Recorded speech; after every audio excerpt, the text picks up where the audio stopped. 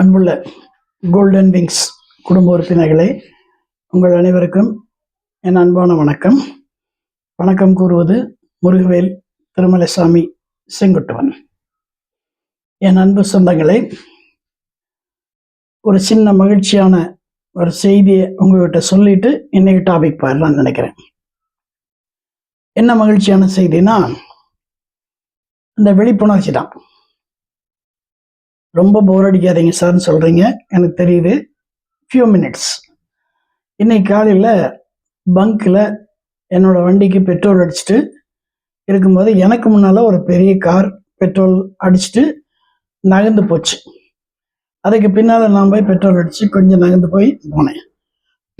அந்த கார் அங்கே நிறுத்தி கார்லேருந்து இருந்தவங்களாம் இறங்கி வந்தாங்க. நான் யாரோ வராங்கன்னு சொல்லி நான் கிளம்ப அப்படியே கையை காட்டினாங்க. நிறுத்தி இறங்கினோன்னு அந்த கார்லேருந்து வந்த ஒரு அம்மா கேட்டாங்க, சார் நீங்கள் கோல்டு விங்ஸ் செங்குட்டுவன் தானேன்னு கேட்டாங்க. உடம்பெல்லாம் அப்படியே பூரிச்சு போச்சு. பொதுவாக நீங்கள் வாத்தியார் தானே, நீங்கள் ஹெட்மாஸ்டர் தானே அப்படின்னு தான் கேட்பாங்க. இப்போ இன்னைக்கு அவங்க கேட்ட கேள்வி, சார் நீங்கள் கோல்டு விங்ஸ் செங்குட்டுவன் தானே சார் அப்படின்னா, ஆமாம்மா அப்படின்னு. சார் நான் தம்பை ஸ்கூல் ஸ்டூடெண்ட்டுங்க, ரொம்ப நாளைக்கு முன்னால் அங்கே படித்தேன், உங்களோட யூடியூப்பெல்லாம் பார்த்துட்ருக்கேன், நேரில் பார்க்கணும் அப்படின்னு நினச்சிட்டு இருந்தேன், நீங்கள் நேரில் பார்த்துட்டேன், ஒரு முறை உங்களோட வீட்டில் வந்து பார்க்குறேன்னு சொன்னாங்க. இப்போ அதெல்லாம் பிரச்சனை. இந்த சயின்டிஃபிக் வேர்ல்டு எவ்வளோ அட்வான்ஸ் ஆயிருக்குன்னு பாருங்கள். முதல்ல ஒரு தகவல் பரிமாற்றம்ங்கிறது இட் வில் டேக் டைம்ஸ். இப்போ it will take a few micro seconds. ஒரு பட்டன் அமுத்தின போது எல்லாத்துக்கும் ஃப்ளாஷ் ஆகி போகுது. ஸோ இன்னைக்கு காலையில் ஒரு மகிழ்ச்சியான ஒரு அனுபவம். அந்த அம்மா வச்ச பேர் கோல்டு விங்ஸ் செங்குட்டுவன் சொன்னது ரொம்ப ரொம்ப ரொம்ப ரொம்ப பிடிச்சது. அப்போது இந்த வீடியோ அவங்க பார்க்குறாங்கன்னு தெரியுது. நன்றிகள் பல. இன்னைக்கு நம்முடைய சுகர் அன்பர்களுக்காக ஒரு ஸ்பெஷல் மார்னிங் டிஃபன் நான் கொடுக்குறேன். நீங்கள் செஞ்சுருப்பீங்க, சாப்பிட்ருப்பீங்க. இந்த டேஸ்ட்டாக நீங்கள் செஞ்சு சாப்பிட்ருப்பீங்களான்னு என்னால் சொல்ல முடியாது, நிச்சயமாக சொல்ல முடியாது. என்னென்னா, இன்னைக்கு மார்னிங் பிரேக்ஃபாஸ்ட் என்னென்னா ப்ரோட்டீன் டயட். அது என்ன சார் ப்ரோட்டீன் டயட் அப்படின்னா, 2 பயிர் இருக்குது. பாசி பயிறு ஒன்று, பாசி பருப்பு ஒன்று. நீங்கள் பாசி பருப்பு எடுத்துங்க. பாசி பருப்பு ஒரு 100 கிராம்ஸ் எடுத்துங்க. பாசி பருப்பு அதை ஒரு 1/2 hour ஊற வச்சுருங்க. ஊற வைக்கிறதுக்கு முன்னால் அதை லைட்டாக ஃப்ரை பண்ணிடுங்க. ட்ரை ஃப்ரை பண்ணிட்டீங்கன்னா அது வளவளப்பு தன்மை கம்மியாயிடும். நல்லா ஃப்ரை பண்ணி ஆற வச்சு அதை கழுவி ஊற வச்சுருங்க. ஒரு 1/2 மணி நேரம் ஊறினோன்னே அதை மிக்சியில் போட்டு ஆட்டிக்குங்க. அது கூட 1/2 கப் அரிசி மாவு, 1 கப் பாசி பயிறு, 1/2 கப் அரிசி மாவு. நீங்கள் அரிசி மாவு சுகருக்கு கொடுக்கலாமா அப்படின்னு டவுட் இருந்தால் ஸ்கிப் பண்ணிவிட்டு கோதுமை மாவு போட்டுங்க, இல்லைன்னா ராகி மாவு போட்டுங்க. ஏன்னா இதில் தோசை கல்லில் இது வந்து ஸ்டிக் ஆகும். இந்த மாவு வந்து அது ஹெல்ப் பண்ணும் அதுக்காக. அதனால் நீங்கள் என்ன பண்ணுங்கன்னா, ஏதோ ஒரு மாவு, கோதுமை மாவு, ராகி மாவு, தினை மாவு, கம்பு மாவு, ஏதோ 1/2 கப் போட்டுங்க. அப்புறம் ஒரு 2 ஸ்பூன் வெள்ளை ரவை போட்டுங்க. இது நல்லா ஒரு சால்ட்டு போட்டு நல்லா கிளக்கிடுங்க. அப்புறம் ஆனியனை பொடியாக கட் பண்ணுங்க. ஆனியனை பொடியாக கட் பண்ணுறது ஒரு பெரிய கலைங்க. கையில் அறுத்துக்காமல் அந்த கத்தியில் வச்சு ரொம்ப ஷார்ப்பாக இருக்கிற கத்தியில் அறுத்து, அது நிறைய பேர் உங்களுக்கு பழக்கமாக இருக்கும். அந்த பொடியாக எடுத்து அதை அப்படியே மேலே ஸ்ப்ரே பண்ணுங்க. அதே மாதிரி பச்சை மிளகாயை 2 வெட்டி உள்ளே இருக்க விதையை எடுத்துருங்க. உள்ளே இருக்க விதையை எடுத்துல 50% காரம் போயிடும். மீதி இருக்க அந்த தோலை பொடியாக கட் பண்ணிக்கோங்க, அதையும் உள்ளே போட்டுங்க. அதே மாதிரி இஞ்சி நல்லா இவ்வளோ பெருசு எடுத்து மேலே தோலை சீவிட்டு அதை ஸ்க்ராப்பரில் ஸ்க்ராபி பூ பண்ணி போட்டுருங்க. இப்போ பச்சை மிளகா போட்டிங்க, இஞ்சி போட்டிங்க, வெங்காயம் போட்டிங்க, 3 போட்டிங்க. கடைசியில் கடுகு ஒரு கழுவத்தில் அப்படி கொட்டி 1-2 உடைச்சி அதை உள்ளே போட்டுங்க. இப்போ நீங்கள் வந்து இது வரைக்கும் இதெல்லாம் செஞ்சு சாப்பிட்ருக்க மாட்டீங்க. பொதுவாக பாசி பயிரில் கரைச்சி சாப்பிட்டு இது சாப்பிட்டிங்கன்னா you will have the real taste of egg omelette. இதை போட்டு ரொம்ப தண்ணியாகவும் இல்லாமல் ரொம்ப கெட்டியாகவும் இல்லாமல் கரைச்சிக்கங்க. அது மூடி வச்சுருங்க ஒரு 10 minutes. 10 மினிட்ஸ் கழித்து நல்லா கலக்கி நல்ல அந்த தோசை தவால முதல்ல ட்ரை டிஷ்யூ பேப்பர், இது ஒரு பெரிய ஆர்ட்டுங்க. எண்ணெயில் போட்டிங்கன்னா சுருங்கி சுருங்கி பிஞ்சு போயிடும்.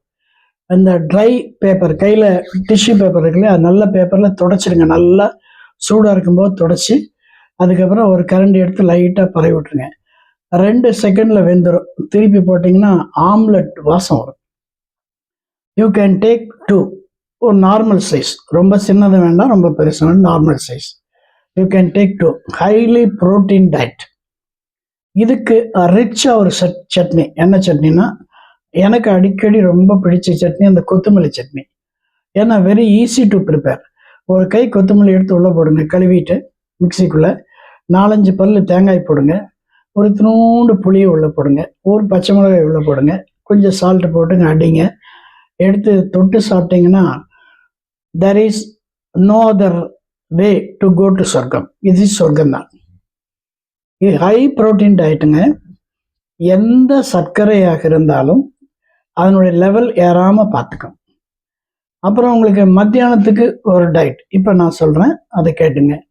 நீங்கள் களி சாப்பிட்ருப்பீங்க, ராகி களி. அந்த களியை நீங்கள் மத்தியானம் லஞ்சுக்கு கொண்டு போக முடியும்னா பாருங்கள், நிறைய பேர் கொண்டு வர்றாங்க, நான் பார்த்துருக்கேன். அது எப்படி செய்யறதுன்னு சுலபமான வழி சொல்கிறேன். ஒரே ஒரு கப் நல்ல ராகி மாவு தண்ணியில் கரைச்சிங்க, கொஞ்சம் குழகுழப்பாக கரைச்சிங்க, ரொம்ப கெட்டியாக வேண்டாம். அப்புறம் ஒரு வானிலையில் ஒரு 1.5 ஸ்பூன் எண்ணெய் ஊற்றிடுங்க. இந்த இதை கொட்டி அப்படியே கலங்கினா அந்த எண்ணெய் பசைக்கு எப்படியே ஒட்டாமல் அப்படியே திரண்டு வரும். கையில் தண்ணியை தொட்டு தொட்டு பார்த்தீங்கன்னா கையில் அதை ஒட்டக்கூடாது. அப்போ அது சரியான பதத்தில் வெந்துருச்சுன்னு அர்த்தம். ஆறுனோன்னு எடுத்து அப்படி உருண்டை பண்ணிங்கன்னா உருண்டை ஆகிடும். இதை ஒரு கப்பில் போட்டுங்க. இதுக்கு சைட் டிஷ் என்ன அப்படின்னா புளிச்சட்னி. புளிச்சட்னி எப்படி செய்கிறதுனா, 4 வெள்ளைப்பூண்டு, 5-6 வெங்காயம், ஒரு தேங்காய், ஒரு சின்ன புளித்துண்டு ஒன்று, 4-5 வெங்காயம், 2 வெள்ளைப்பூண்டு, தேங்காய் சில்லு, அப்புறம் ஒரு பச்சை மிளகாய். இதை மிக்சியில் அடிச்சிங்க. இது தண்ணி அடிக்கக்கூடாது, பேஸ்ட் மாதிரி அடித்தா இந்த களியில் தொட்டு சாப்பிட்றதுக்கு ரொம்ப நல்லாயிருக்கும். இது வெரி ஹார்டு டயட் இந்த லஞ்ச். அப்புறம் ஈவினிங் ப்ரோட்டீனுக்கு நான் சொல்லியிருக்கேன், வேர்க்கடலையோ அல்லது வேறு ஏதோ ஒன்று சாப்பிட்டுங்க. அப்புறம் ஈவினிங் நீங்கள் உங்களுக்கு ஒரு ஆப்ஷன், இட்லி சாப்பிட்டுங்க, இல்லைன்னா தோசை சாப்பிட்டுங்க, இல்லைன்னா சப்பாத்தி, இல்லைன்னா உப்புமா. இட்லினா 2, தோசைனா 1, சப்பாத்தினா 1, உப்புமானா 1 கப், அப்புறம் a cup of water. இந்த மாதிரி நீங்கள் பண்ணி உங்கள் சுகர் லெவல் இறங்கலை அப்படின்னு சொன்னால், இது ஒரு என்ன சொல்கிறது, இறங்கலைன்னு சொல்ல முடியாது, இறங்கிடும். அது எதுக்கு அது சவால் அளவிடும், இறங்கிடும். ட்ரை பண்ணி பாருங்க. இன்னைக்கு ரொம்ப மகிழ்ச்சியாக இருக்குது. ஒன்று, கோல்டு விங்ஸ்னு அவங்க எனக்கு பட்டம் கொடுத்துட்டாங்க. இந்த பட்டம் நானே வச்சுக்கிட்டது, ஆனால் வேற ஒருத்தனுக்கு கொடுத்தது ரொம்ப சந்தோஷமாக இருக்குது. வாழ்த்துக்கள். இப்போ குழந்தைகளுக்கு வர, நேற்று குழந்தைகளுக்கு சொல்ல மறந்துட்டேன். ஏன்னா நேற்று 2-3 நண்பர்கள் வந்ததுனால டைம் எல்லாம் டிஸ்லோகேட் ஆகி நம்ம இந்த கண்டென்ட்ல ப்ரிப்பேர் பண்ணுறது கொஞ்சம் லேட் ஆயிடுச்சு. அதனால அந்த குழந்தைகளோட தான் ஜம்ப் பண்ணிட்டு போயிட்டேன். இப்போ அதை கொடுக்குறேன். தேனும் தினைமாவும் விரும்பி சாப்பிடக்கூடிய கடவுள் முருகப்பெருமான். தேன் தினைமாவு, ஒரு கப் தினைமாவு எடுத்துக்கங்க. ஒரு 2-3 ஸ்பூன் தேனை உள்ள ஊற்றுங்க. 2 ஏலக்காய் தட்டி உள்ளே போடுங்க. அதுக்கு மேலே மலைச்சாரல் மாதிரி அப்படியே கொஞ்சம் நாட்டு சர்க்கரையை கொஞ்சம், ரொம்ப போடக்கூடாது, லைட்டாக ஸ்ப்ரே பண்ணுங்க. அப்புறம் ஒரு 1/2 கப் தேங்காய் சுரை இப்படி மேலே போடுங்க. நல்லா கலக்குங்க. கலக்குனீங்கன்னா அது அப்படியே மாவு ட்ரையாக இருக்கனால நல்லா கலந்து வரும். கையில் பிடிக்கிறதுக்கு ஏதுவாக வரும். அப்படி கையில் பிடிக்கிறதுக்கு ஏதுவாக இல்லைன்னா கையில் கொஞ்சமாக நெய் தடவிட்டு தொட்டு பாருங்கள், உருண்டு பாருங்கள், அருமையாக இருக்கும். அந்த குழந்தைங்க சாப்பிட்டாங்கன்னா உங்களை சுற்றி வருவாங்க, சுற்றி வருவாங்க. குழந்தைகளுக்கு நம்ம கொடுக்கக்கூடிய அந்த பொருள் நல்ல உயிர் பொருளாக கொடுக்க வேண்டாமா? இன்னைக்கு எங்கள் வீட்டில் அடிக்கடி மயில் நிறைய வரும். அந்த மயிலுக்காக நான் இந்த மிக்சர், பழைய மிக்சர்லாம் ஒரு கடையில் சொல்லி வாங்க போவேன். அவர் டப்பா நிறைய வச்சுக்குவேன். காலையில் எழுந்திரிச்சோன்னா பல் விளக்கிட்டு வந்தோன்னா முதல்ல அந்த தட்டத்தில் மிக்சரும் தட்டத்தில் தண்ணியும் வைப்பேன். இப்போ 2-3 நாளாக அந்த மிக்சர் கிடைக்கலன்னு இன்னைக்கு ஒரு கடையில் கேக் வாங்க போனேன். கேக்கு துகள் வாங்க போனேன். அங்கே ஒரு சின்ன பையன், ஒரு 4 வயசு பையன், ஒரே ரகலை, ரவுஸ்னா ரவுஸு. அந்த கூட்டிகிட்டு வந்த அம்மா ஆன வரைக்கும் சமாதானப்படுத்தி கேட்கல. ஏன்னா அவன் கேட்குறது என்னென்னா பெப்சி, மிராண்டா, கூல்ட்ரிங்க். அவன் காட்டுறான், ஒவ்வொன்றா காட்டுறான், இது வேணும் அது வேணும். எல்லாமே ஹைலி டேஞ்சரஸ் சமாச்சாரம், ஹைலி டேஞ்சரஸ்ங்க. அது அந்த அம்மா ஆன வரைக்கும் சொல்லி பார்த்து அவன் கேட்கல. அப்புறம் அந்த அம்மா வாங்கி கொடுத்துச்சு. இது தப்பு. ஒரே அறை பிள்ளையர்னு ஒரு அறை விட்டா அடுத்த நாள் அந்த பையன் கேட்க மாட்டான். குழந்தைகளை அடித்து வளர்க்கலன்னு சொன்னால் பிற்காலத்தில் அவங்கள வந்து திருத்த முடியாமையே போயிடும். எனக்கு அது மனசு தாங்கலை. அப்புறம் அந்த அம்மாட்ட கேட்டேன், ஏம்மா இது வாங்கி கொடுக்குறீங்களே தப்பாச்சும்மா, என்ன சார் பண்ணுறது, எனக்கும் தெரியுது, ஆனால் ரொம்ப ரகலை பண்ண, ஏன் வீட்டில் விட்டு வாங்க, ஏன்னா வீட்டில் யாரும் பார்க்க ஆள் இல்லை அப்படின்னா வெளியே உட்கார வைங்க, ஏதோ ஒன்று பண்ணுங்க, யார்கிட்ட நிற்க வச்சுட்டு வாங்க. But this is to be avoided. குழந்தைகளுக்கு நாமாவே நம்ம கையாலே விஷத்தை கொடுக்குறோம். இந்த வார்த்தை சொல்கிறதுக்கு நான் தயக்கப்படலை கண்டிப்பாக. ஏன்னா ஒரு பெப்சி அல்லது ஒரு மிராண்டா அல்லது ஒரு மேங்கோ ஜூஸ் எதை எடுத்தாலும் நீங்கள் டாய்லெட்டில் ஸ்ப்ரே பண்ணி பாருங்கள், கொஞ்ச நேரத்தில் இந்த டர்ட்டு பூரம் போயிடும். அவ்வளோ ஹை கெமிக்கல்ஸ் கலந்துருக்கிறதுல. அது இல்லாமல் பொட்டாசியம் மெட்டாபைசல்ஃபேட் கலந்துருக்காங்க, KMS, கெட்டு போகாமல் இருக்கிறதுக்கு.